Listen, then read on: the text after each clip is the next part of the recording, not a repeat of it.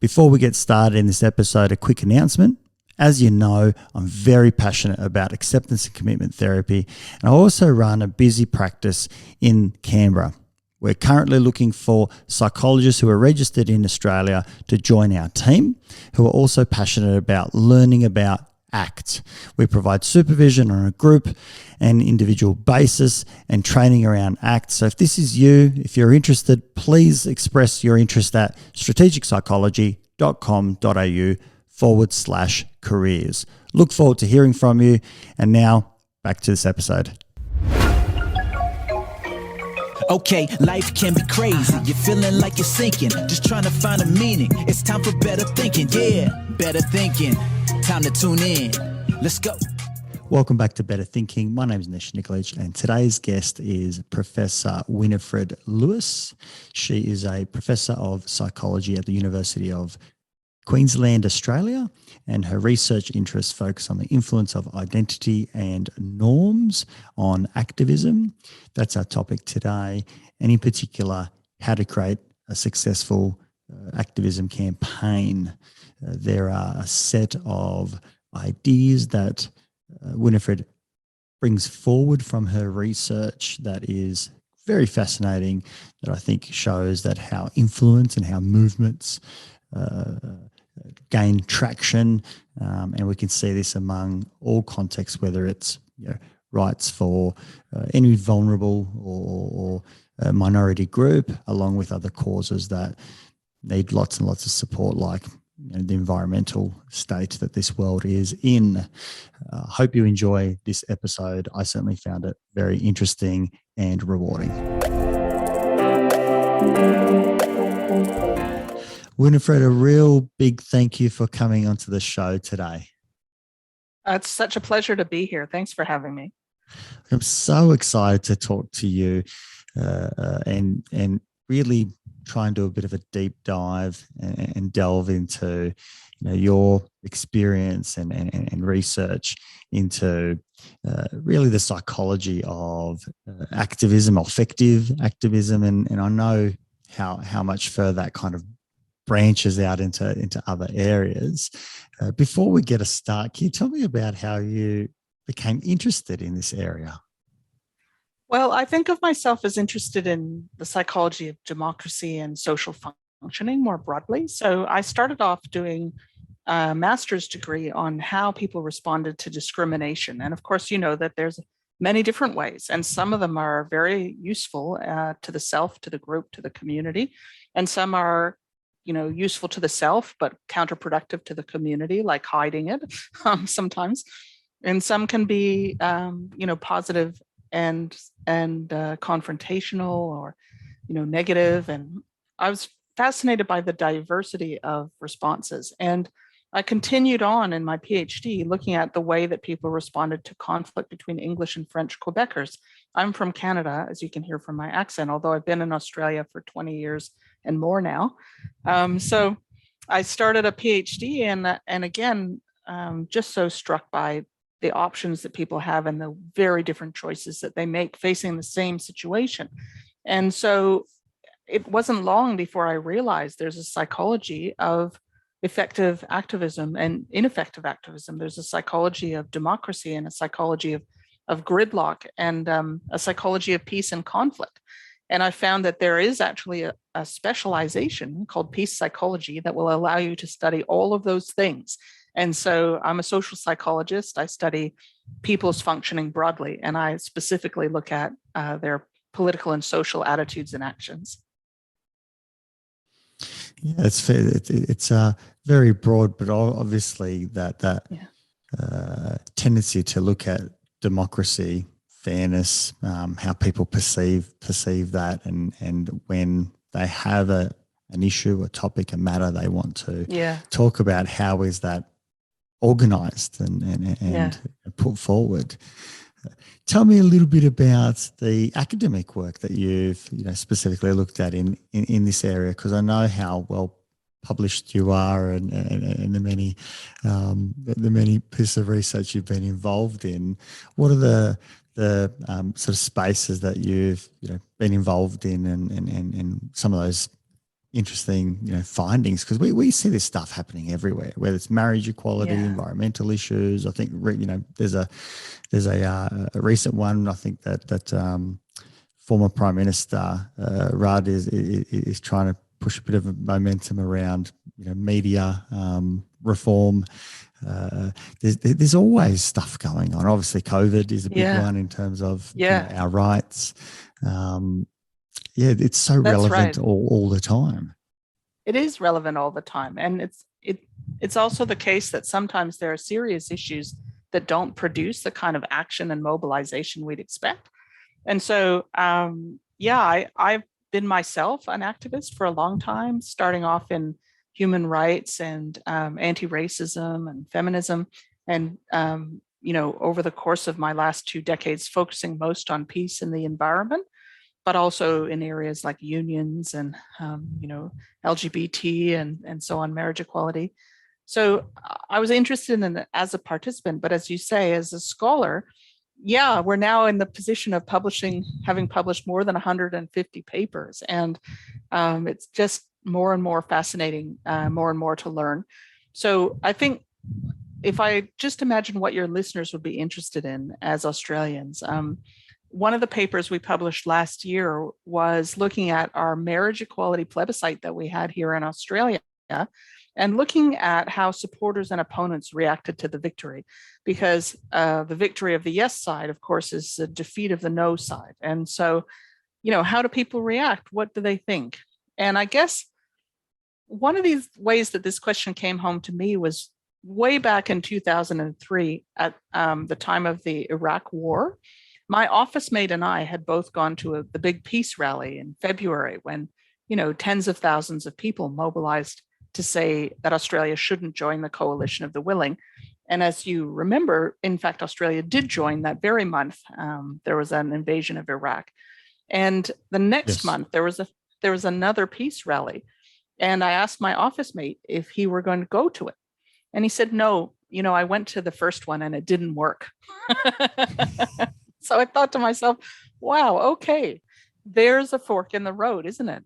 There's a situation. Firstly, if you disagree with the war, which most people did at the time, do you take action or not? Because a lot of people don't, most people don't. And then if you take one action and it doesn't work, do you quit forever or do you do something else?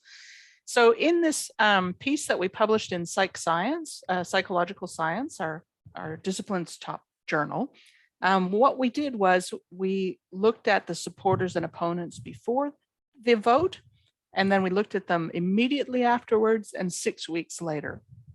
And so what we found was before the vote, there were really 2 groups of supporters and opponents. There was a moderate group that basically voted and did little else. They might have talked about it with their friends. And there was a small group of more committed activists that were mobilizing on both sides. And then after the vote, what happened was the supporters really became more homogenous. They had won and they all became moderates together, essentially. So they showed a low intention to do much in future, but they continued to support the cause. And then much more interesting is the impact of the vote on people that oppose it. And what we wanted to look at was, do people just accept it and move on and give up? And of course, some people did. And do people want to just keep doing the same old strategy? And some people did, even though there had been this decisive vote. Some people after the no vote wanted to keep campaigning.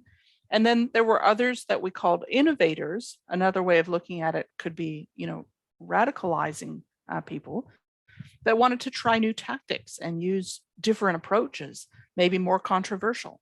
And then there were some, that just remained in that camp of wanting to give up and let it go by without accepting necessarily what had happened. And so it really helped us to think that kind of research, how does this dynamic unfold over time? And our lab started to look at how social peace and cohesion can be created or undermined through these prolonged periods of political argument. Because something like the condition of women or racism in Australia is a very long, decades-long arc where hopefully we're seeing more and more acknowledgement, more awareness, more engagement, more willingness to bring equality to the forefront. So over those decades, people are changing and movements are changing. And so our research has tried to show the conditions that would lead people to change in ways that are more supportive of democracy versus more cynical and skeptical, or more willing to break the law, more open to radical action, or less willing. You look at something like the environment, and many of our listeners would have thought of movements like Extinction Rebellion or XR. Extinction Rebellion isn't just its own group, it's the product of that long history of mobilization in Australia, of campaigns, of petitions, of rallies that have not led to the action that environmentalists and people who care about climate change want to see taken for emissions reduction. And so part of our work is looking at how the perception that conventional actions fail promotes people taking more radical action. And of course, that isn't a moral issue necessarily. We can still condemn or approve of the action, but we can ask, to what extent are people motivated, in taking radical action by a belief that conventional action doesn't work? And then, of course, we can also ask, sorry for this very long answer, Nesh, but we can also ask, what is the impact of conventional and radical action? And our research does ask that. So in another paper published last year in, the social and psychological, I'm embarrassed to say I can't remember the journal. SPPS is the acronym that we academics use. Social and Personality Science, or something like that. And published in that journal, which is a good journal despite my butchering the name. We looked at what the impact is of radical and conventional action that fails and succeeds. And we were particularly interested in the impact on support for democracy. And to make a long story short, we found that when people are exposed to conventional action failing repeatedly, that leads them to become more skeptical of democracy. And so the responsiveness of politicians, or their failure to respond, gets into a bit of a vicious cycle where conventional action that's ignored can promote radical action, which on the whole is also ignored. So a bit of a vicious cycle where people's faith in democracy is shaken. And once we start to see democracy support drop, we start to see a lot of willingness to break the law. And willingness to break the law is, of course, quite bad for democracy, in the sense that people have always been willing to take a stand for moral issues. But once policymakers and police officers and the military and intelligence community start to identify that particular communities or groups of activists are willing to break the law, they start to surveil them and criminalize them in a different way. And that is very problematic politically, but perhaps understandable when you think about what their brief is, which is to maintain public order. And so we have seen in Australia some very interesting dynamics of what we call mutual radicalization or state radicalization, where support for human rights has dropped and some human rights laws have been rolled back. New measures have been introduced to criminalize protest and to prevent people from exercising their abilities to meet in public and to give voice in public, and directly engage with the public and policymakers. So that work has been summarized in a book we call The Psychology of Effective Activism that was published by Cambridge University Press last year. So those are probably the three areas of my research that are most contemporary. And I'm very excited by new grants that my colleagues and I were successful in obtaining, which are about the psychology of gridlock and the psychology of effective advocacy when gridlock is persistent. What are some of the characteristics that bring about failure or success on activism? I'm asking a question. I know that longevity is an important conversation here. As you mentioned, some people say, I tried it, it didn't work. As activism is it's a campaign is the way that I view it. That's the language and the word that makes most sense to me is that I believe in something and I have a campaign for change that's going to potentially last many years, often decades, and goes through lots of leaders along the time. But what are some of the successful characteristics and maybe the traits that lead to non-effective campaigns? Yeah. Because really, well, firstly, I'd like to position. Sorry, go on. No, please. I'd like to position the activists as in a relationship and a dynamic with the policymakers and the community. So one thing that makes activism more difficult, of course, is repression. And I don't want to not mention that sometimes governments are corrupt and repressive. So here in Queensland, as you know, Joe Bjelke-Petersen criminalized protests, rallies were forbidden of more than 3 people. His regime was corrupt, and it was very hard for activists to push forward in that context and create positive change. But if we imagine responsive, not necessarily supportive, but responsive political policymaking community and a community that's not dogmatic necessarily. The question is, how should the activists move forward? And so in the book, we highlighted one of the reasons why this is so contested and still not progressed as a scientific research question is because, like medicine in the 1800s, we actually face a lot of interacting variables. And so people are making an argument and having scientific studies that don't use common definitions and don't study common topics. And as you know, in that context, it's very hard to move forward as a field. So we proposed initially that it would be helpful as psychologists, we thought, if we could identify 7 different things that activism could be doing that are fruitful. So one of them is raising awareness of a cause. Another one is building sympathy in the community for that cause. Another one is generating intentions to act. Let's say we want the community to recycle more or perhaps to welcome refugees. And then we want to see those intentions translated into actual action. So those first 4, we call them mobilization. But there's 3 others that are really important as well. And that's sustaining the movement over time, because as you know, it does sometimes take a lot of time.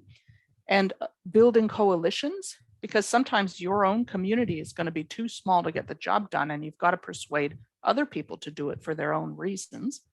And avoiding counter-mobilization. So when we have those 7 different things in mind, we can now understand why it is so hard to agree about something like XR. If we have those big die-ins, what do? Well, one thing they do is they generate awareness. When you look at the media coverage of those protests or violent protests, it's often much, much higher than conventional protests. And so that is an indicator of success on one level. And then we can ask ourselves, okay, well, those kind of die-ins, they do raise awareness. Do they build sympathy? I think that's an interesting question. Do they lead people to form an intention to act? Do they generate actual action? And then, of course, do they generate counter-mobilization? Do they build or undermine coalitions? And do they help the movement to stay together?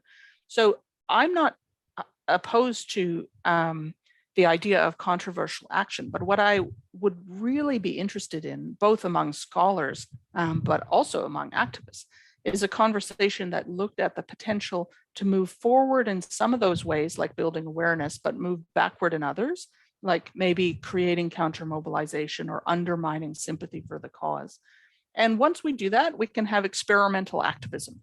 We can have groups that are really open to trying different ways. And if building coalitions are important, we can then look at that goal as a scholarly community.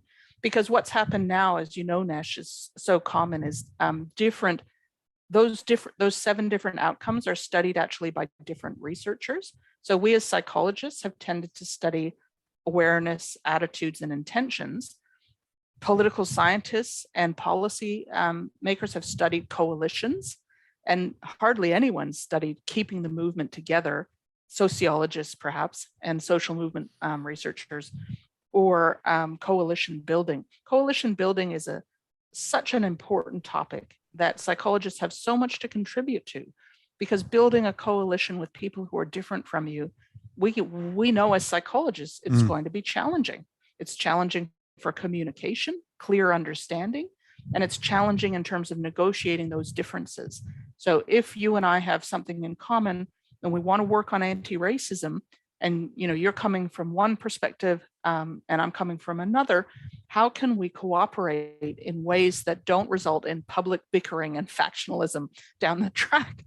And all you have to do is volunteer in a community group, for 5 minutes, and you'll see that is an issue. I mean, my favorite story about that is one of the peace groups that I was in for a while. We had a 4-hour conversation about our priorities for next year. There were 11 different options. And after the 4 hours, we decided that our priorities would be all 11 of them. We couldn't come to a consensus. So unless we did that, unless we just said, we'll try and do everything, and it won't surprise you to learn we didn't have a very effective year that year. So as psychologists, we have so much to contribute to the study of those goals. And the same with counter mobilization, right? Most people, as I say, are trapped in that dynamic where we're really looking as moderates at the other side's extremists and judging them. So Democrats looking at the Republicans in the US context, and really seeing that they're trying to undermine democracy. But what they seem unable to grasp is that moderate Republicans also believe that Democrats are trying to undermine democracy. So that's the very dangerous dynamic. And the same thing has occurred to a lesser extent in the Australian context around environmental change. There's no doubt in my mind that there's been disinformation and misinformation that have slowed progress on climate change. And some of it might well have been motivated by sinister motives. I think it's hard to avoid that conclusion.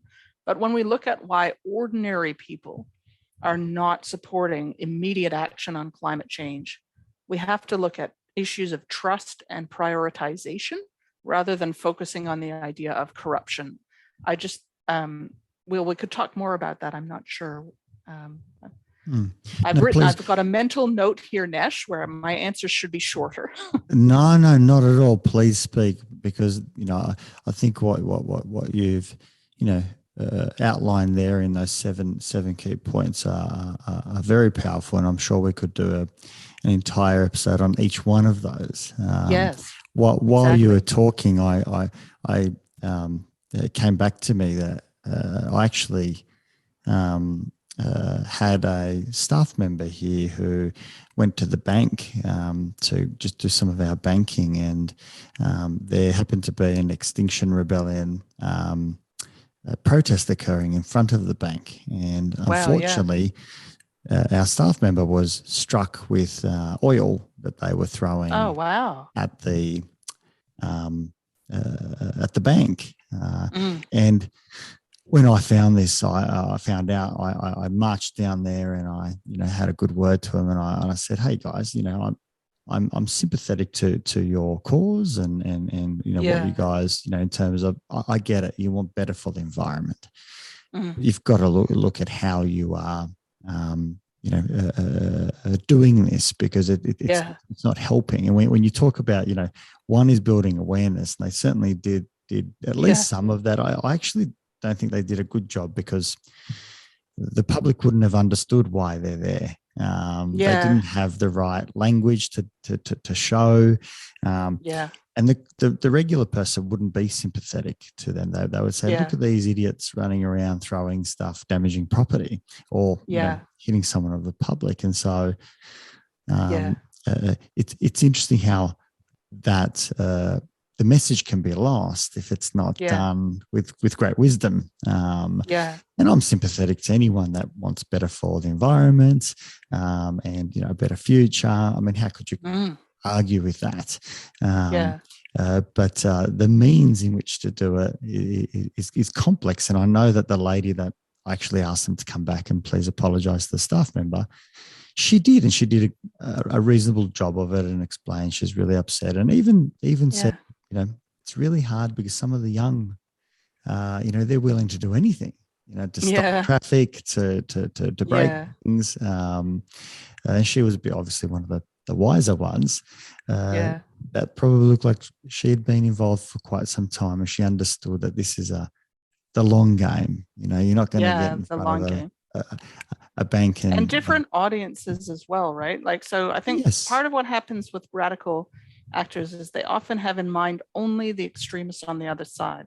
So those kids, if they're younger people, those students or younger people throwing oil, they're thinking of the destruction of the environment and people profiting financially. Now the science is so clear and people are already suffering in the Pacific. Animals are suffering. Australia's burning and flooding, and it's only going to get worse. And people are profiting from that. It makes them furious. And so I think in that context, they're not looking at the wider picture. And that's where I come back to this idea, yes, there's a real problem, and yes, there are real bad guys. But how are we going to get action on climate change? It's going to happen when 51% of the politicians vote. So that is actually our goal, right? And so I think they have a theory of change that maybe hasn't thought through the steps of what do we need to get to 51%. Firstly, what proportion do we have now of people that are willing to vote for action on emissions? And how many more do we need? Maybe we only need a handful more politicians, 20, 30, 40. Which seats can we get them from? And how do we get them? I mean, of course, there's other issues. And I don't want to say that I know more than all the people involved in XR. They probably thought deeply about it. And I don't want to disrespect their choices. But I want to underline what you said, Nesh. I feel very convicted from my own experience that even though lots of us are sympathetic to the XR protests, when I look at its impact on moderates and people who are centrists and people who need to be persuaded to vote for action now, I think the action's negative. It's not just that it's ineffective, it's actually counterproductive. And that's why absolutely, because there's that. I know that this is another a space that you're very much interested in, but it plays into that space of identity and group norms.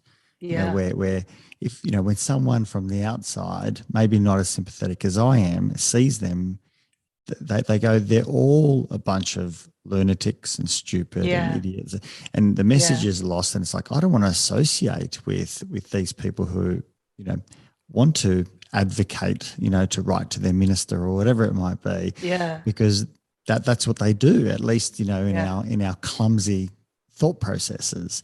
Now, having said that, this is one occurrence, so I'm not for or against Extinction Rebellion or any, but it is fascinating just talking that through as an example of how it impacted me. Going, that's not quite, I think, a good way forward. I think it would rub more people the wrong way, and in actual fact, potentially, create counter mobilization of saying, and what I think has been more effective is some of the new strategies. So there's some great XR groups, I think, which are formed along the lines of, the Doctors Without Borders, Reporters Without Borders, and so on. So you have some XR groups, which are things like, grandmas for immediate action, doctors for immediate action, nurses for immediate action.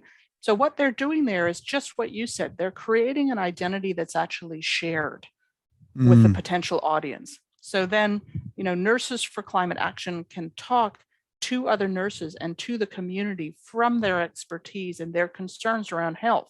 And people who have, farmers for immediate action, they can speak with great authority.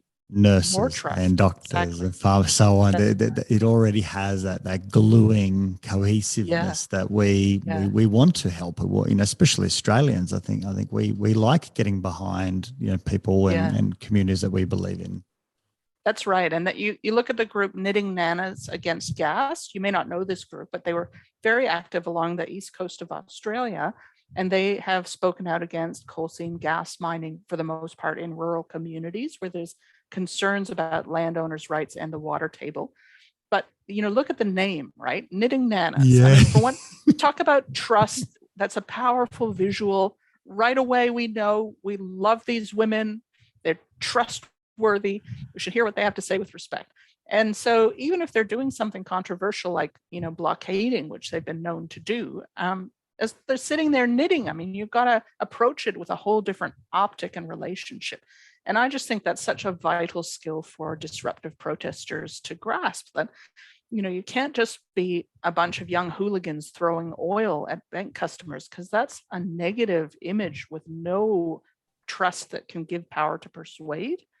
As that's just, as you say, it could even be, if I understood your message, I'd be less likely to do it because I don't want to be associated with you. So you've got to have the most disruptive actions taken by people who have the highest amount of trust. The communities understand they're not doing it for fun. They're not doing it as entertainment, because that's, the narrative that is often promoted by the political opponents of these disruptive actors, whether it's for peace or the environment. You hear about, the usual suspects that just have kind of an emotional need or some sort of need for significance that leads them to make nuisances of themselves and to get in the way of ordinary working people. So that is counterproductive. That's not a good approach to take. It's so interesting because when we look at, activism, the most common bodies are lobby groups that they are, constantly in conversation with government and saying, we represent an industry and we're the voice of that industry. I mean, I think psychology has done an exceptional job of since the APS has been put together, that's saying mental health is important. Let's put it on the agenda. And, the number of appointments is important, and people in rural areas who can't actually access, can we get them video calls and so on? There's been, I imagine countless ideas put forward, and obviously some of those have stuck, but it takes, for as long as it takes, but it takes, forever to it's this constant campaign of saying, we are important, please listen to us. And let's not go backward, right? Like you talked about introducing telehealth and the changes around COVID support. These are really important. And I guess we'll see what happens when COVID finishes. But it certainly looks as though telehealth is here to stay, and it should be, because it's needed. Oh, absolutely. And so those kind of changes have to be sustained over time. And they're sustained over time when your group, psychologists, builds a coalition of people that are willing to support you. So, if we're supported by men's groups or by, the legal or police or military groups, they're not supporting us to support psychologists. They're supporting us because they believe that by supporting psychologists, they benefit their own members and interests. So, very high stress occupations need psychological support, and they need to have trauma support. And, in the case of COVID, young people are being devastated by COVID. They need support. So if young people's groups are supporting psychologists, it's because we've built that coalition, and we've built it through our lobby groups, such as the APS. Going forward, I worked for years with a public interest advisory group, and they did such wonderful, wonderful work. People like Susie Burke, Heather Gridley, but I'm sure the office at present is continuing with new personnel. Just wonderful work where putting the evidence forward to policymakers and to the community groups that policymakers listen to about, here's what we see as a problem, here's the solution we can offer, and here's the evidence that solution works. Now, what we need to look at in the broader space is how to move those conversations fruitfully forward for any cause that we're part of. Why is discrimination such a problem? What is the solution that we can propose? And how can we provide evidence that solution is going to lead to effective, positive changes? That's what I was going to raise, Winnifred, is I can see so easily how the APS can continue to do their wonderful work and many other lobby groups, because they have great membership, and we pay our membership, and they do a great service for us as well, with professional advisory services and legal support and so on, and journals and the like. But it's very hard for something like marriage equality or something like the environment.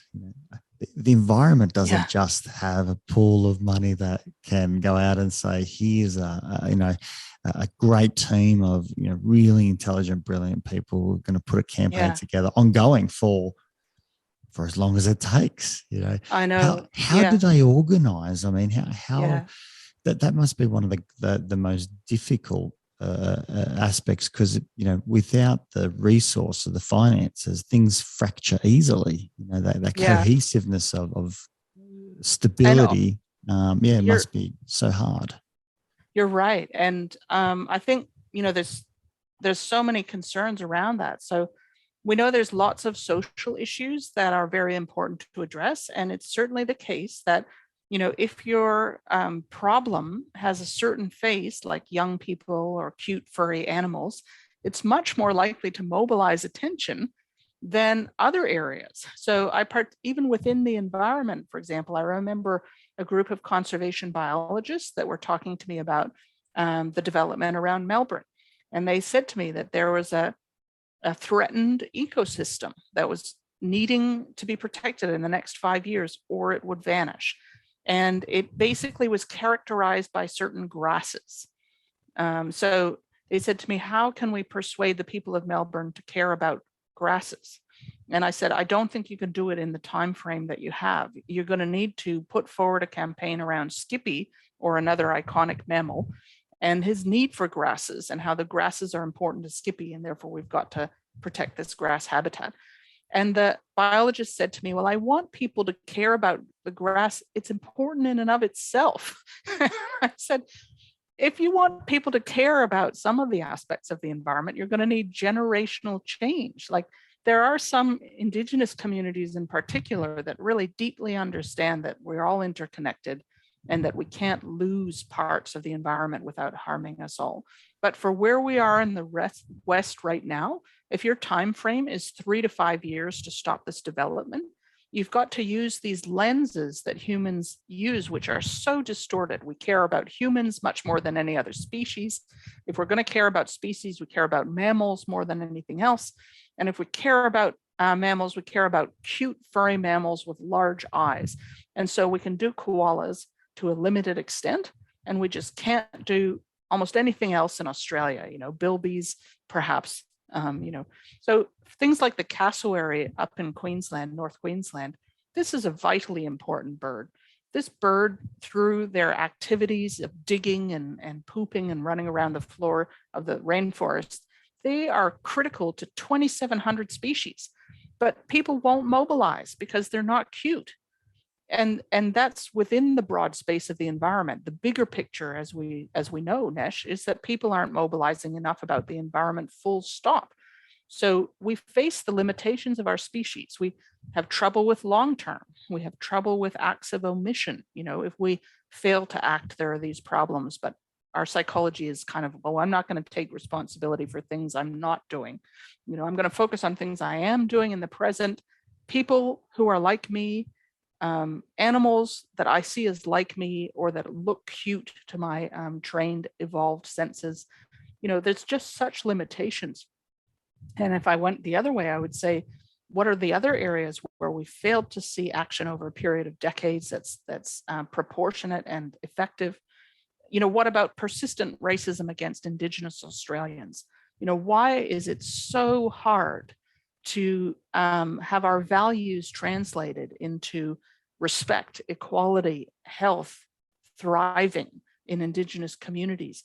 Part of it is the incredible tendency to impose solutions from the outside, to not listen, the one-sidedness that we know as psychologists to be so common and yet so destructive. So that's where, again, I feel like psychological skills around building relationships, having respect, beginning with listening, understanding that influence starts with listening, That is a vital cultural knowledge that we as psychologists can contribute to many areas of policy and political discourse. But When you say coming back to, listening, sorry, go my on. apologies. When you say listening, I'm assuming it's still coming from the lens of from an activist, meaning it's not one person listening, it's the whole community, having 51% of politicians who are listening, who then make it relevant. That kind of like what you said, those that, win are kind of happy, those that lose, a good proportion of them can adapt and adopt the new. And there might still be some stragglers that become innovative and continue on. But we're really looking at how do we get 51% of Australians to listen to Indigenous, matters, issues that we could do better. And for example, us just listening, us just even understanding those, most Australians probably don't even know what the issues are for Indigenous Australians, other than just a quick throwaway line. We don't know any of the details. We don't actually understand, much of that world. That's right. And I come back to the theory of change, right? So I think an important aspect of any community group trying to organize is to seek to understand what would it take for what we're asking for to be actually delivered. So in some cases, with some programs in Indigenous communities, it may not require, mainstream Australia to become more enlightened. It may just require an understanding among bureaucrats and policymakers that a program should never be implemented in Indigenous communities if it hasn't been co-designed with them. That there needs to be involvement at the design phase. In the same way that we work, with other communities. When we as psychologists are working and we're trying to support people who are depressed or anxious, we don't start without having talked to them with solely negative stereotypes. And yet there are so many programs and so many activist initiatives that don't begin with that scoping phase where you think, well, what would it take for the change to happen? Who specifically is involved? Is a particular council member or mayor critical?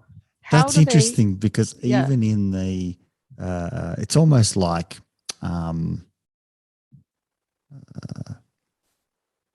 to public consultation. You build sympathy by doing that because you're saying we're curious, we're interested in your thoughts, we're wondering what do you think is best, and if you're doing that with the community, they build sympathy to your, whether it's cause or to what you're looking to bring forward, and you can be guided by that you actually have hopefully a better insight into what will actually be sticky, what will actually be adopted, rather than I'm the holder of brilliance and truth and understanding, and I will apply that on you.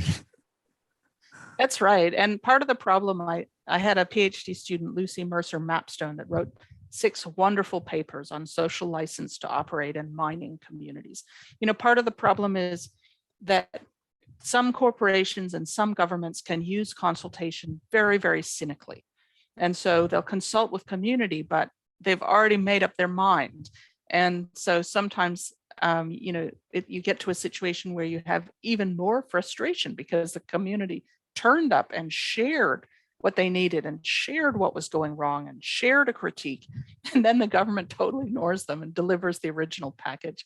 And sometimes you have to put that down to corruption and ignorance. And we have to say part of a healthy democracy is psychology, and part of it is political norms of genuine consultation and respect. And I think there can definitely be some pressures within workplaces to shortchange that process.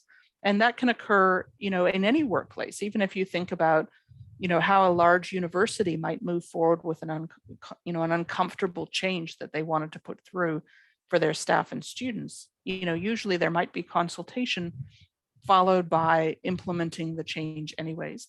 But where are the norms around that? Like, for example, is there a genuine willingness to change parameters or to support the community or to address problems that haven't been thought of? Or is it just a box ticking exercise that they said they would consult community and they did, but there was absolutely no respect for the leaders and the issues that were raised?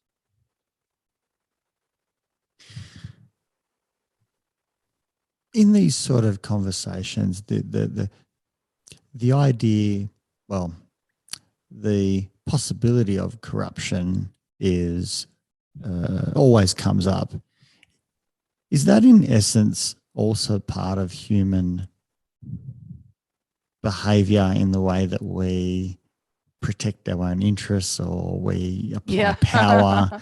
I mean, this is something that is forever in the fabric of humans in some sense, that we're trying to be, a bit more considerate about that, rather than just allowing, power and profit and so on to always win. I know that we're in a capitalist society, but we're also in a socialist society in some sense of many of us really do genuinely care about our fellow neighbor.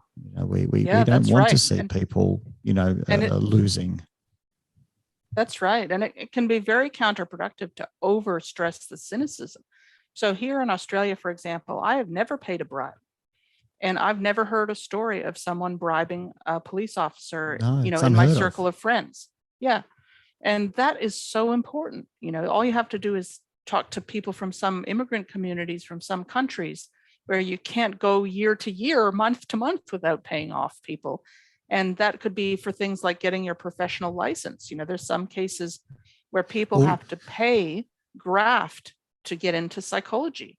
Let me tell you from my heritage, and this is from what I've been told, and not from long ago either. I'm talking current. In Serbia, if you want medical attention, you often need to bring something for the receptionist. You need to probably bring something for the nurse. You definitely need to bring something for the doctor. And it could be anything like, a nice bottle of whiskey to actual physical, money and bribes to be seen. This is right. But it's a cultural thing. Like that is not a strange or abnormal concept in Serbia, and hence why it struggled so much, whereas in Australia, I can't. As a matter of fact, I'd be fearful, even if I wanted to, if I was a crook, I'd be fearful of saying, "Hey, police officer," or "Hey, doctor, could you see me for, if I give you, slip you a few $100s or something." It would be kind of frowned upon. You'd probably be reported. You'd be arrested. You'd be ashamed. All sorts of things, because it's just not what we do. And as you know, the psychology of that is norms. It is just so important to have norms, if supporting democracy that include anti-corruption. And so that's why when we look at the news and we see indications that corruption norms have softened at the federal level, most people want to see a federal ICAC, a center against corruption. And most people believe that we do need those strong norms. And the reason why we believe it is because it's absolutely true. Societies that don't have strong norms against corruption can see corruption flower. And it's not just with the police, as your story highlights. It can be a scenario where you have to pay your child's teacher to get them to have good grades. You have to pay everyone, Yeah. Can you talk us through a little bit about that from your experience? A scenario like that where, there's always the question of who polices the police, so to speak. Yeah. Right. And everyone puts their hand up and says, we think it would be good to have, an organization that polices the police or the government or whatever it might be. How is it that is clearly has the majority of support if you go down the road and ask anyone? I'm assuming so. I haven't done that, but I'm assuming that would be the case. Yet it doesn't happen. Doesn't happen. And that can go on for not only years, it goes on for decades upon decades where there is,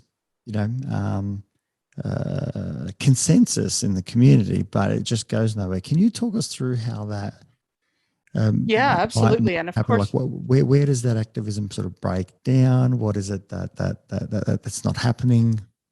Yeah, well, that's right. If we take those 7 outcomes, we can look at and see where are we and what's needed. So I think what we've got is we've got a lot of awareness. People know about corruption, and we also have sympathy in the sense that the public is fully on board. So that's not the problem. Now, do we have some intentions to act? Well, we do have people putting their hand up periodically and saying, if we're elected, we're going to do it. I believe that, Labor and Liberals have both in the past promised to bring in that federal level ICAC. And they both, I think, I'm getting the history right, when they were elected, they actually didn't do it. So there's a breakdown, it seems to be, between intentions and behavior. And that's very common. People make promises and they don't fulfill them. So how can we get that promise to be fulfilled? Well, there's a lot of different arguments that go into it.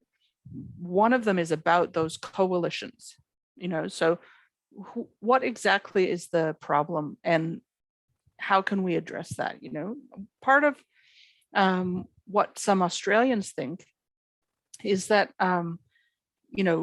by introducing an ICAC, we introduce unnecessary divisive partisanship. So there's some people that there's a segment of the community that's opposed to it. Other people think, well, it's going to stop me from getting the money and support that I need to function effectively as a politician. So those are two different audiences, if you like, that activists would need to address. And as you know, there's a new movement for independence in Australian politics that are running in campaign, specifically to campaign around the environment and ICAC. And I think that, that would be one way that we would see that ICAC brought into force. Another one, of course, is a truly big scandal. But having said that, we've had so many big scandals this year, they weren't big enough. So something that really revolted people, something that really caused people within the majority parties to say, no, I actually want this to happen. I don't want us to just promise it. Because there's a dynamic where making the promise satisfies one wing of the party, but not carrying it out satisfies another wing. So, the policymakers in the center, they're playing each side against the middle. We need one side to grow large enough that they can carry their way through. And that's about growing coalitions. And some of that means, looking at what's the impact of ICAC on these other communities. They don't care about corruption per se. They have their own agendas that they're trying to pursue. Some people say that anti-corruption in politics needs to be accompanied by increased funding for party electioneering. But having said that, other people are skeptical that the politicians take the increased funding and still continue to solicit, contributions from developers. I don't know if you guys have seen the statistics. There's some recent stories just in the last month, but in terms of political donations that are reported, which you only need to report those over 14,000 a year, there's 5 companies that give more than half of Australia's political donations. That's very disproportionate. And we would expect, of course, that those companies would see their interests advanced by the policymakers, given that disproportion. So another, system that people have talked about is trying to limit the amount of money that can go into politics and setting some caps so that you can't donate more than a certain amount. But there are genuine free speech issues that come out of that. So, we need to have those conversations as a community to address, not so much the naked greed, which maybe can't be defeated by activism, but the communities that have blocked action so far to try and understand their concerns and to move forward. But I should say, as a social psychologist, what I actually study is the part about the norm. So I've looked at how communicating normative messages can change the way that people act. And it's powerful, very powerful. So that's why I wanted to highlight earlier, it's actually very counterproductive to overstress the corruption in Australian society. When you look at international work by groups like Transparency International, Australia is not high in corruption compared to many countries around the world. We need to celebrate that because it is a cultural achievement. We have won that.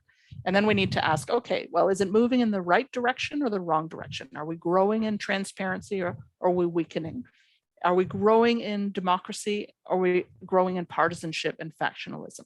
And if we're moving in the wrong direction, let's start to look at those norms and shoring them up. And that needs to hopefully be a bipartisan agenda, because of course, the whole society ideally should welcome and embrace democratic, non-corrupt political processes, and activists the same, right? We don't want to see a scenario where psychology's effectiveness depends solely on how much money we give the APS that they give to politicians. That's terrible. We want it to be a scenario where there's a room for evidence and a room for community mindedness and public pro-social advocacy.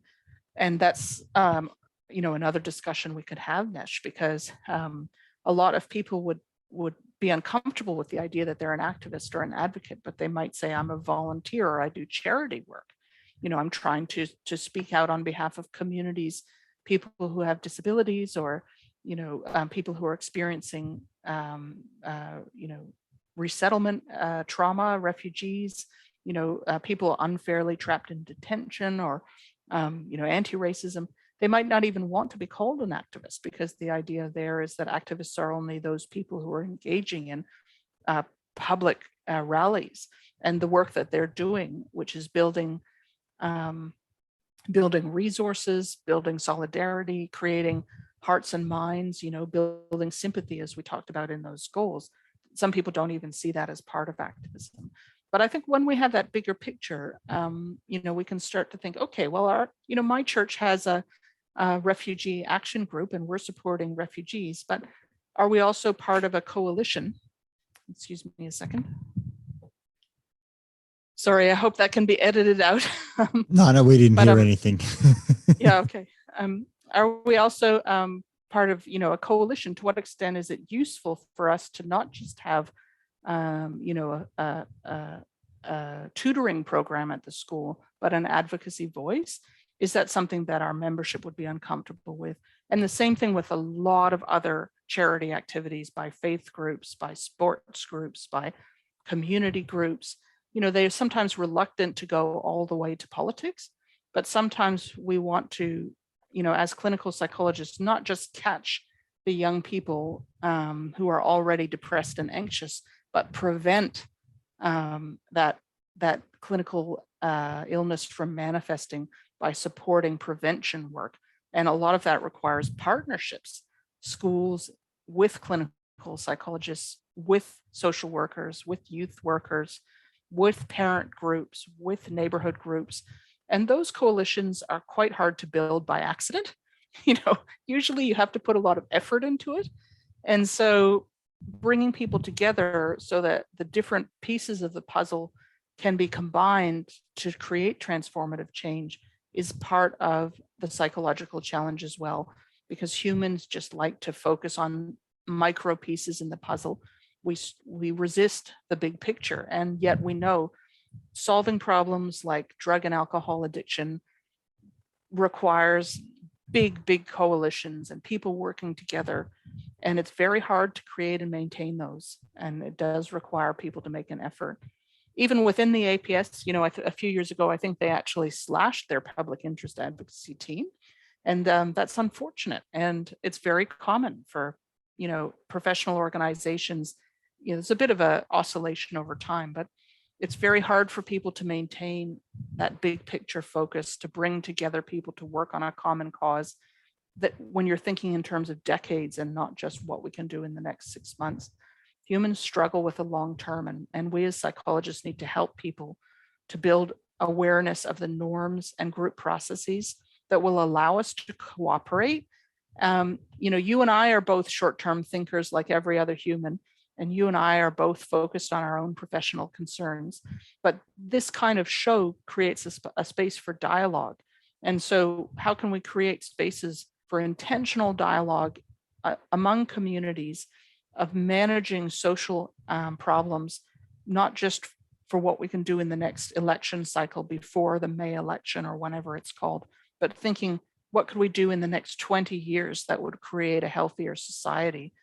Because, some of those trajectories, when you look at a country like Russia, for example, they've just had a dreadful 20 years in terms of mental health and substance abuse issues with alcohol, as you know, or you may not know, but it seems from my own research, which has looked a little bit at issues of suicidality and substance abuse around the world as part of the contributing factors that can feed into, trauma or any other work with intergenerational trauma.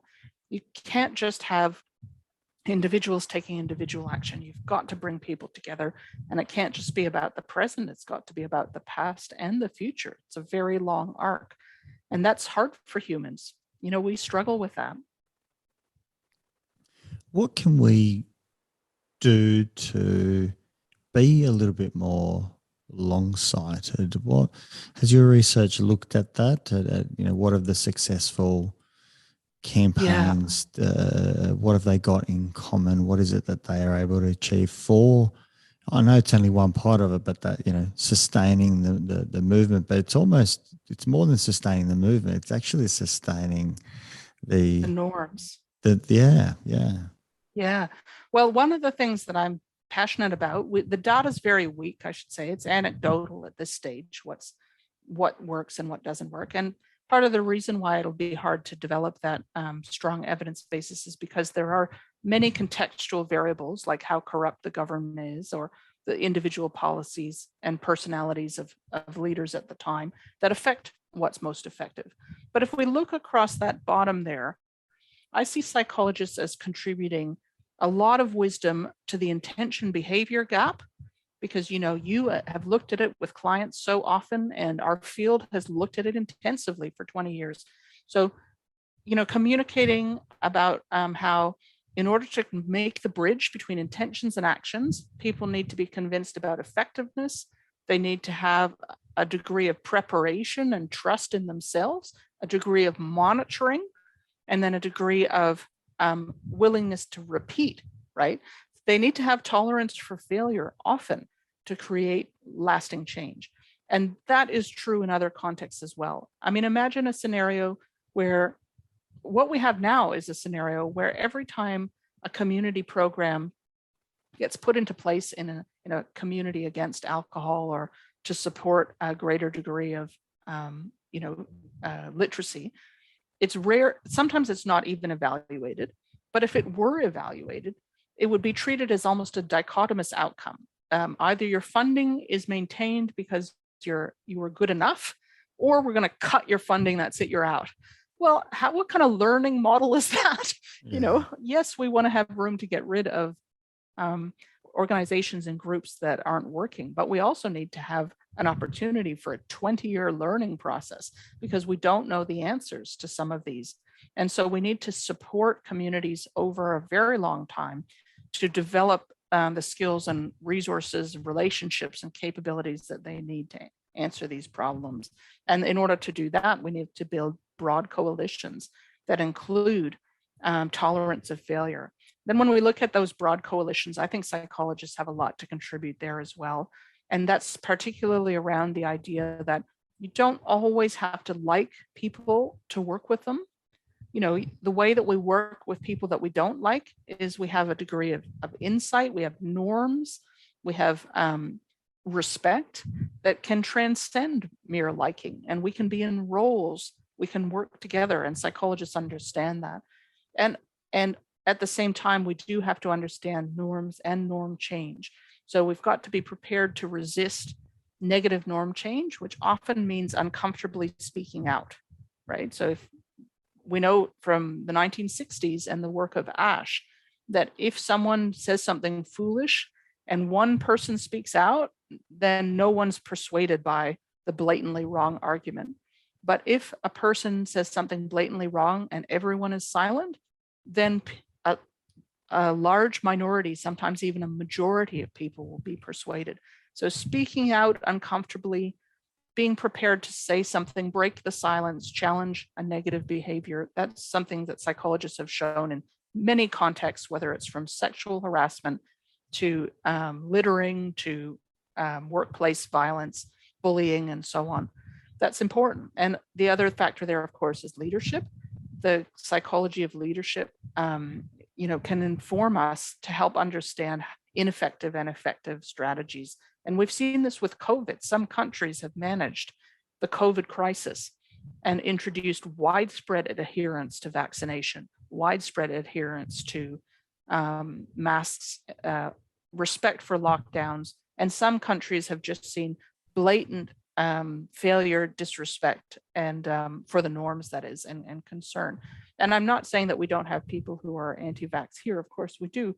But I am saying that the political leadership, when you look at, for example, the US or the UK, has played a terrible role in undermining the science and undermining the spread of those scientific norms. You know, so vital when we're introducing these abnormal and unnatural behaviors, to not have, you know, clandestine parties, as we hear that they did in the UK, or to have political leaders bickering with each other about whether they should mask or vaccine, as we see in the US. So those kinds of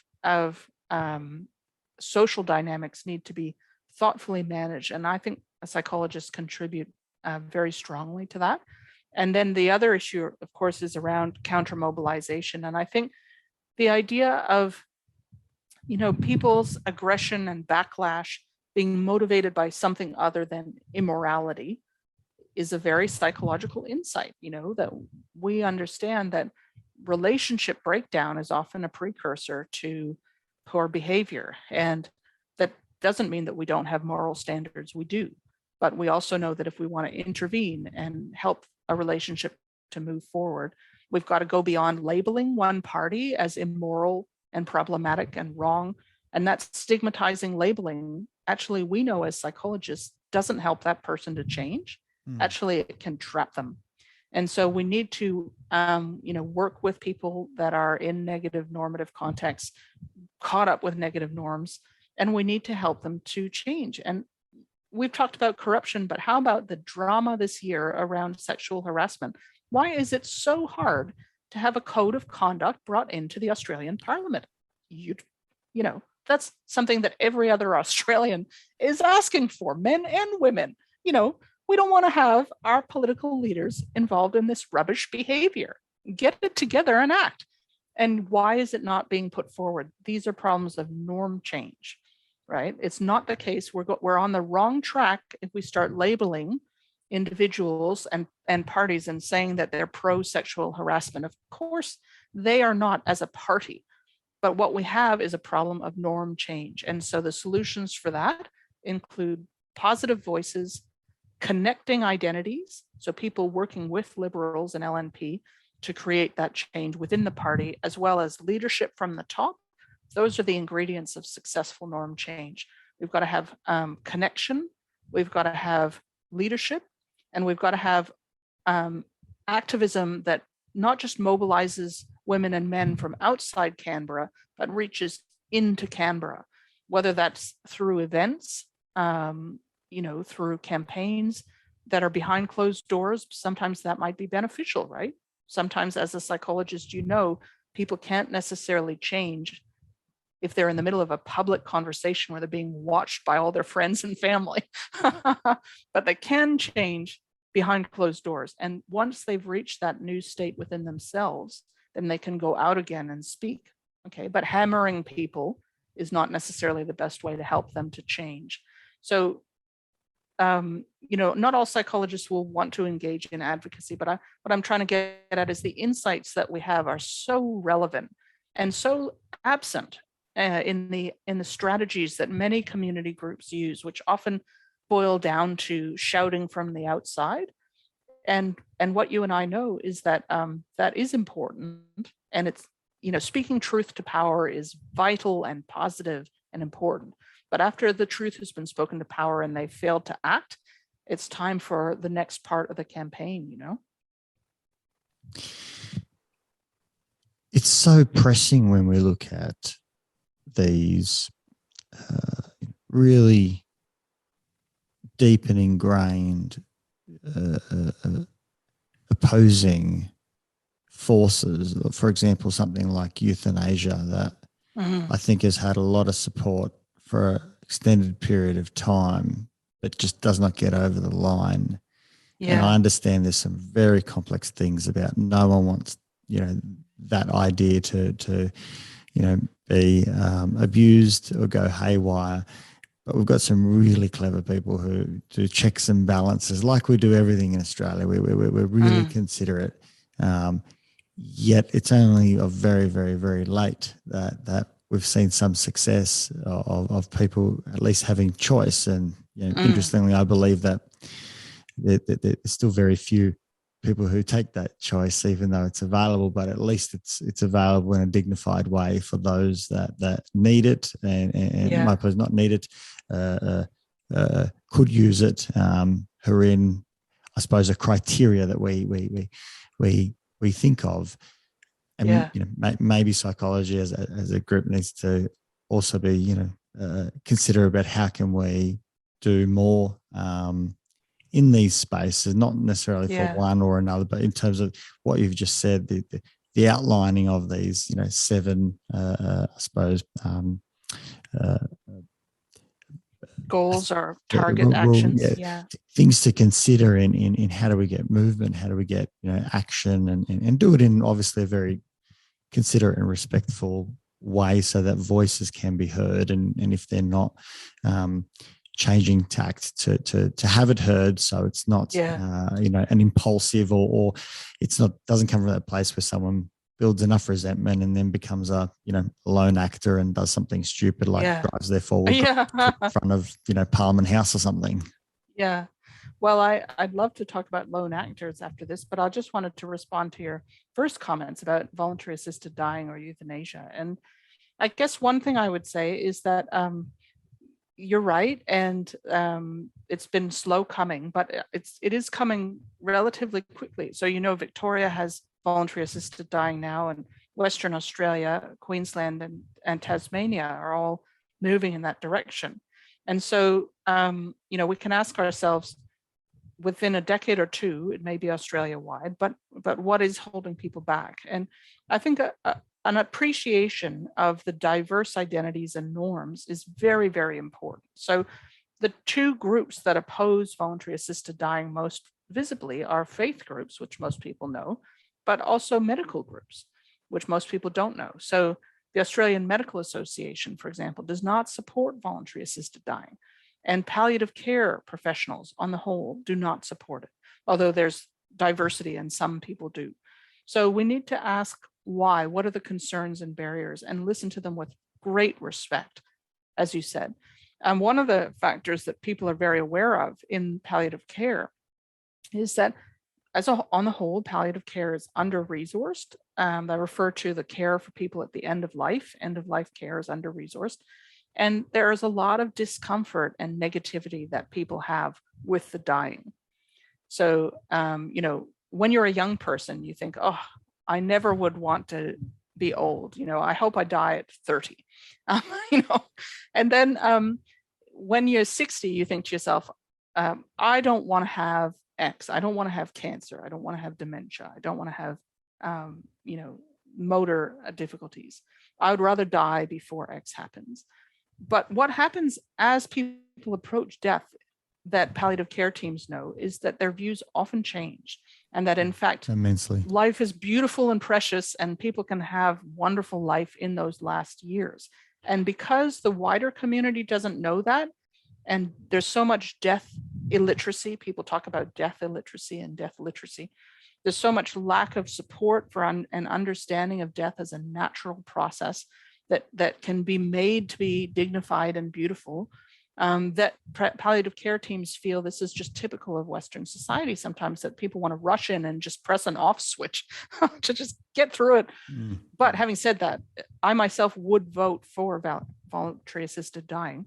But in our research, what we've done is we've looked at the perspectives of practitioners. And what we found is that, again, those norms play a critical role, both faith norms, but also professional norms, that people really want to see that the patient is treated with respect, and they want to support that patient, and they want to be supported as practitioners, because sometimes voluntary assisted dying has been brought in, so far it has been brought in for the most part, by politicians because of community views over the top of professional groups. And so sometimes that means that those concerns haven't been listened to.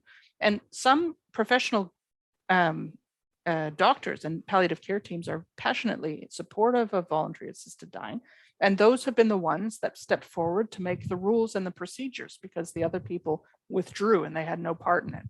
And so that's the unsatisfactory situation that we're in terms of policies and processes, that it's been brought in against their views for the most part, written up by people that didn't engage. And so now here we are, and it's 5 years on. Now, what we hope to see over time is, again, that process of dialogue and respect, that if concerns are raised in good faith, they're listened to in good faith and acted on in good faith, particularly the concerns of professionals working in the organizations. And I have a lot of hope that that process will be smoother in Australia, because there's been mistakes made overseas that hopefully we've learned lessons from. And each legislation that's coming in, Queensland, Western Australia, and so on, they have the opportunity to learn from the others. So some of the questions, the procedural questions, questions of age and so on, they have the opportunity to learn from each other, and they can bring it in positively. So that's one comment I wanted to make. Our research was looking at whether there would actually be a negative impact on practitioners of being part of the voluntary assisted dying process. And I guess I'll make a long story short and say that research hasn't been published yet, but we didn't find that that was the case. So participating in voluntary assisted dying, it's something that some people find very distressing, usually if they oppose it. It's something that other people find, very meaningful and beautiful, usually because they support it. And because the framework in Australia has allowed practitioners to choose the degree of their involvement for the most part, on the whole, there hasn't been as much, distress as some overseas cases have highlighted. But certainly some hospitals have brought it in the face of opposition by staff members, and it's been made available in some wards where there are people that don't want to be involved. And so that's a conversation that it hasn't been had properly. It's been, these are the early years of the transition, and we need to have those protocols in place so that people are able to have respectful conversations. And ideally, people are not forced to be pressured as practitioners to support something that they may feel quite opposed to. Part of the great challenge with all of this, and maybe this is why there's such great hesitation on almost everything, is we almost don't have an identity which says we can roll things back. Yeah. It's once it's in, it just never gets rolled back. And so this maybe the fear of, I don't know, same-sex marriage is so frightening, because it's like, we'll never roll it back, or euthanasia will never be rolled back, And look, obviously many of those things, and I'd like to think, aren't ever rolled back, because they maintain the viewpoints of the community. But other things, we don't have a culture of saying, I think we got it wrong. We've given it a good crack. It's been 15 years. We've tried various iterations, and it hasn't been of value. So rather than telling Indigenous folk how they should do it, how about we change the game and do it differently or something? We don't seem to roll it back very well. We put in a law, and it's almost like laws stick. And there isn't a mechanism to remove it easily. Yeah, it's even worse in that political context, because people it becomes associated with particular groups or leaders. And so, when it fails, rather than looking at it and being like, okay, well, it succeeded on these, it failed on those, let's try and tweak it. People just say, okay, well, we'll get rid of the carbon tax. That's it. So there's a tendency to move in these huge lurches or pendulum swings, where it's almost like it goes too far in one direction and then it goes too far in the other direction. Can we really not do better than that? And the answer, of course, is, of course we can, but some of the critical cultural skills and norms that we need involve compromise and respect. And these are actually quite easy to lose when you look at normal human psychology. So in the same way that a relationship can start to be degraded by poor quality conflict and worsen and worsen and worsen, or someone's mental health can be undermined by poor coping skills that then creates a vicious cycle. When you have poor coping skills with social problems, such as stigmatizing and rejecting, that worsens the dynamic. So the cultural and social norms and skills of listening and respectful dialogue, are valuable in the political sphere as much as any other. And yet, people say very rare there. And when you look at which councils operate more functionally, because of course, at any given moment, we only have one federal government. So it's quite easy to attribute their success or failure to external circumstances like COVID. But when we look at that council level, around Australia, we can see the impact of toxicity. Particular towns that might be, riven by social feuding can create terrible lurches back and forth as, one gets elected and then another. Or there can be an equally problematic scenario where one dominant clique kind of gets into power and maintains its ways and doesn't listen with respect to everyone else. I mean, that in effect is what's happened with the disrespect for Indigenous Australians by settler Australians.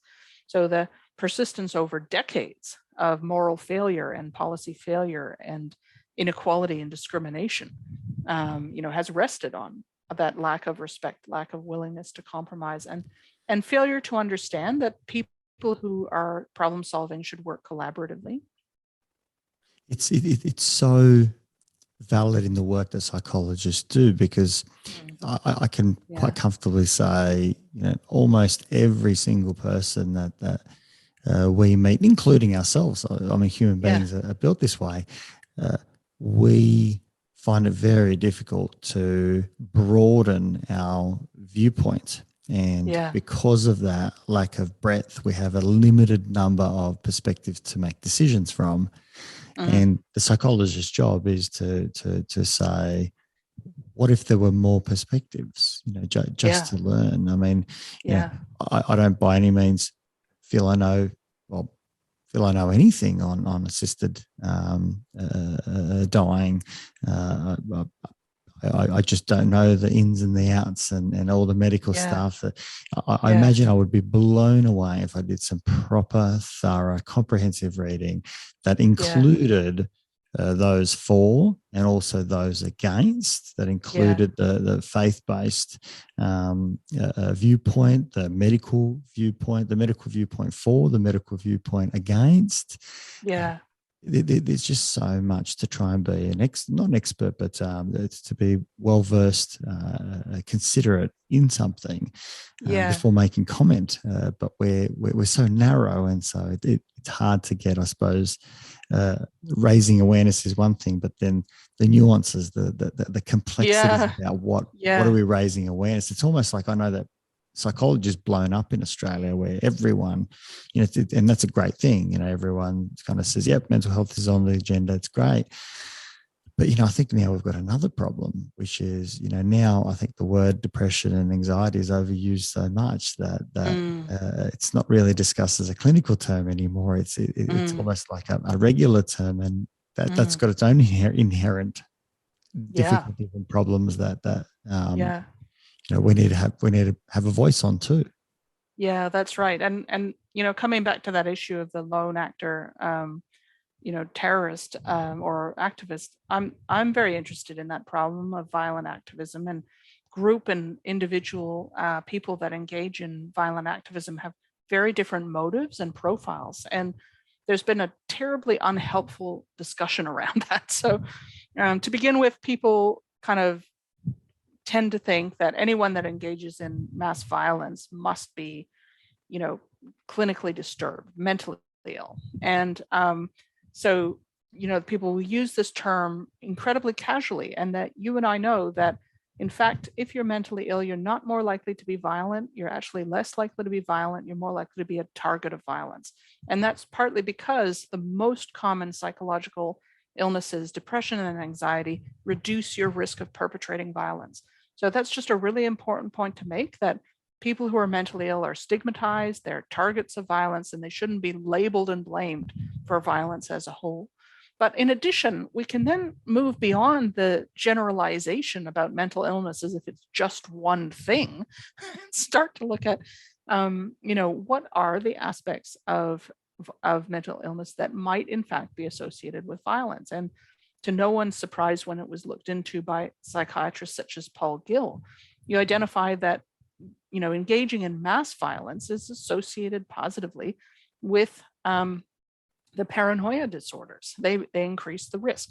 Now, the majority of people that act for mass violence in societies such as the US, where that's more common, as you know, they have a mass murder every day where that's defined as more than 4 people killed who are strangers to you, or at least some of whom who are strangers. So people that engage in those actions, they are more likely to be mentally ill. They're more likely to be paranoid in particular, although it's still the case that, at least in some research, the majority of people that engage in that action are not clinically diagnosed. The numbers are still quite low. But what's interesting, Nesh, is that when you look at violent actors who work in groups, terrorist groups, they're actually statistically less likely to have mental illness than the general population, including paranoia, for the obvious reason that if you're a terrorist group, you tend to weed out people that are crazy, in the same way that militaries and police weed out people that are suffering from paranoia and so on. Which does make a lot of sense, because these are highly organized and considered. They make deliberate, they cause deliberate damage and issues. It's not very impulsive. They are thought through, and that obviously wouldn't be the stereotypical approach of someone who might have a paranoid sort of a disorder going on, that they would be much more impulsive rather than organized by any means. Yeah, that's right. And so the factors that predict group-based violence are identities and norms. So you look at long-standing violent groups like the KKK in the US, these are organized groups that they recruit through social networks with narratives about grievances that they have, and attempt to satisfy certain psychological needs. So that 3N model of radicalization by Arya Kruglansky and colleagues, needs, narratives, and networks. Organized groups work through these big picture processes, and there can be individual differences that play into that. His team, Kruglansky's group over in the US at START, which is the center of terrorism research, they've argued that an individual's need for significance can increase the likelihood that they will become part of a violent extremist group. But in my own research, I would say that because people's identity with the group is the core motivator for engaging in normative behavior, what we really need to look at are that process of norm change that can allow the group to become violent and then to stop being violent. So as you probably know, or as many of your readers may know, terrorist groups, the way that they most frequently leave their terrorist activities is by returning to non-violent activism. So yes, they can be disbanded or imprisoned and killed, and that does happen in a minority of cases, about 40%. But research has shown that the most common way that they leave is that they rejoin the political process, and of course that sometimes that means they then go back later to violence. So groups, in Ireland, for example, might have crossed the line back and forth, or in particular communities like Sri Lanka, they might go back and forth. But that's the point. We can look at that transition of norms to support violence or to support peace. And we can say, as a society and as a member of the group, what is it that we can do to promote norm change in the direction that we want? And how can we slow norm change if it seems to be taking place towards increased radicalization and increased violence, increased disrespect, increased contempt? And part of that needs to be about legitimately addressing the grievance that's being put forward in the narrative. So in the case of, environmental groups such as XR, coming back to the beginning of our conversation, there's little likelihood that the members of the groups are mentally, unwell. They may well be depressed and anxious, but, many of us are depressed and anxious. That's not the reason why they're, part of XR. So we really need to look at the environment and have a conversation about the perception that conventional action has failed. And so what is the next step? What is our theory of change? Should we be having more die-ins, or should we be having more groups like Doctors for Swift Action on Climate Change? And it's that theory of change, beliefs about effectiveness and efficacy and the identities that people have that are going to shape their actions. And so that is the lever that we know as psychologists we have to pull when we're working with people towards change individually and collectively. A beautiful place to end that on as well, recognizing that in actual fact, people who are, maybe have found themselves being violent, maybe they've been exasperated by their prior attempts, or maybe they're going through a hard time, can still often return to non-violent, means that they still believe their original position, but they find a more adaptive way to still be able to advocate their desires, their viewpoints, and that's really what I think everyone's looking for is an ongoing conversation. That's why I like shows in Australia like Q&A, as much as they might be criticised here and there. Any time where there is a panel and there's variety, I think that is just such a good way to do it in a public space. And so long as there's a good moderator there who's able to allow for all voices to be heard and the public to be heard, whatever comes out of it is, at least we can see people having a reasonable dialogue and speaking respectfully most of the time, and that's just good stuff. It's how we want to see a democracy. That's right, because we do have that common goal, regardless of a particular issue that we support or oppose. Probably most of us agree that we're more likely to have positive social and environmental functioning to the extent that our societies aren't corrupt and repressive. So we should be very wary of trends that might be moving in the wrong direction, and very protective of the wonderful benefits that we enjoy, such as the ability to live until you're nearly 50 and never pay a bribe in your life. It's incredible. It's incredible that it's just not even it's a privilege. It's fascinating. It's fascinating. Winnifred, I need to thank you immensely for your time today. I know how busy you are, and also to thank you for your research and sharing that with us, and the ongoing work that you're doing. I'm pleased to hear that you've been successful in some funding and being able to continue that work through UQ. And also thank you for your ongoing activism in your own life, because this is what I think is what Australia is all about, is that we all have an opportunity to speak freely and to try and influence the world in the way we want it to look like. And I think it stands for who we are as a community. So, I thank you, on all those levels, and really appreciate, being able to have you on the shows, for all of our listeners to really understand those, in particular, seven areas, but obviously, much more in depth and further than that. So really appreciate your time.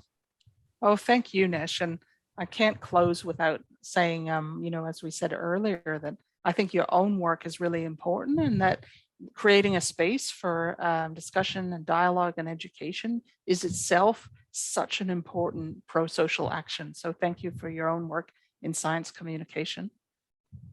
Thank you. Might have to get you back on when you've finished this last round of research to find out what the latest research says.